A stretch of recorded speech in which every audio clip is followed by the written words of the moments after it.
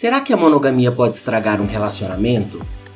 É óbvio que uma opção espontânea e consciente pela monogamia não traz malefício nenhum para ninguém e para nenhuma relação. A questão é saber se de fato essa escolha está sendo feita de forma realmente consciente e espontânea ou de forma compulsória ou por livre e espontânea pressão, como se diz por aí. O fato é que vivemos em um mundo que é mononormativo. Então, muitas vezes, quando iniciamos um relacionamento, não nos é dado a opção de escolha. É muito raro que um casal que esteja iniciando um namoro pare para discutir se prefere uma relação monogâmica ou não monogâmica. Em todas as vezes que iniciei um relacionamento, nunca me fizeram essa pergunta. E acredito que nunca te perguntaram também, não é mesmo? Todos nós viemos de uma tradição de monogamia compulsória e vitalícia. E isso é dado como sendo correto, o padrão. Logo, não sobra muito espaço para refletir seriamente se isso é o que seria melhor pra gente. Então acaba que simplesmente repetimos o que aprendemos através da cultura, sem questionamento. Como bem explicou a escritora Laura Kipnis, na maioria das vezes as pessoas optam pela monogamia ao mesmo tempo em que a consideram uma obrigação. Há tanta pressão social nesse terreno que é difícil separar o que é opção pessoal do que é imposição. É possível, então, que nem todos estejam adaptados a essa norma cultural e simplesmente estejam optando de forma compulsória. Neste caso, quais seriam as possíveis consequências desta escolha compulsória, se é que se pode chamar isso de escolha? Uma das consequências mais comuns que percebemos é a traição. Segundo diversas pesquisas estatísticas, o índice de traição nos relacionamentos costuma girar em torno de 50%. Isso porque podemos imaginar que muitos não admitem tão facilmente a traição quando perguntados.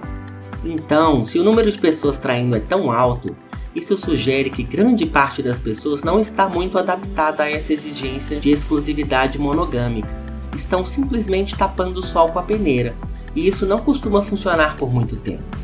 Quando a traição ocorre numa relação, isso implica em um segredo, e todo segredo gera um afastamento emocional, porque tem algo que não pode ser compartilhado com o outro.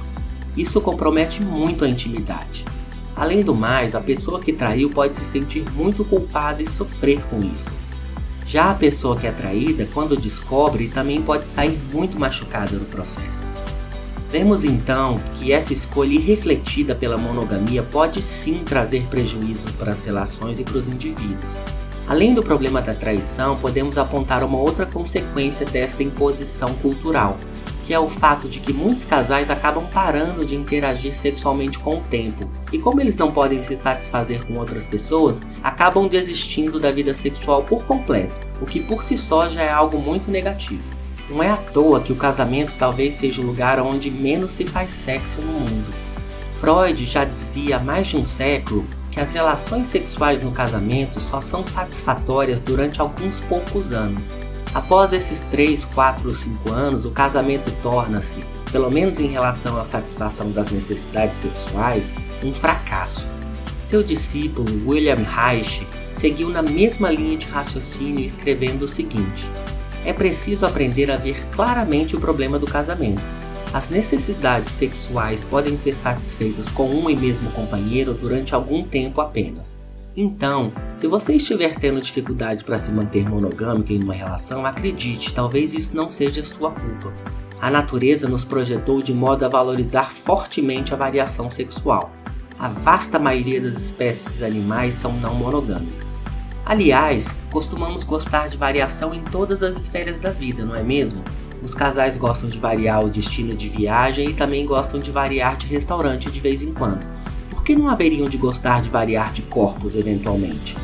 Uma outra consequência ainda da monogamia compulsória é que um dos parceiros pode acabar responsabilizando o outro pela sua frustração sexual, já que se sente castrado pelo acordo imposto sem negociação. Se isso ocorre, pode haver uma vontade de se vingar do outro por conta dessa concessão negativa, mesmo que inconscientemente. Esse certamente é um dos motivos pelo qual o casamento costuma transformar pessoas agradáveis em verdadeiros tiranos domésticos. Acredito que mais do que nunca necessitamos mudar essa cultura de seguirmos por caminhos irrefletidos apenas por convenção social. Caminhos estes que não necessariamente representam a nossa escolha mais consciente. Devemos sim ser encorajados a nos questionar o que melhor atende à nossa necessidade, o que melhor atende os nossos anseios. Não dá para encaixar todo mundo no mesmo modelo, porque as pessoas são muito diferentes e cada singularidade precisa ser levada em conta, por uma questão de respeito mesmo, de amor. São milhões de pessoas no mundo, não dá para querer enfiar todos em um único modelo de relação. Cada casal precisa criar um modelo de relacionamento que se encaixe nas suas necessidades, e não o contrário, se forçando a se encaixar no modelo pré-estabelecido, pois isso pode ser algo bastante opressor e gerar muito sofrimento. Fica aí a reflexão.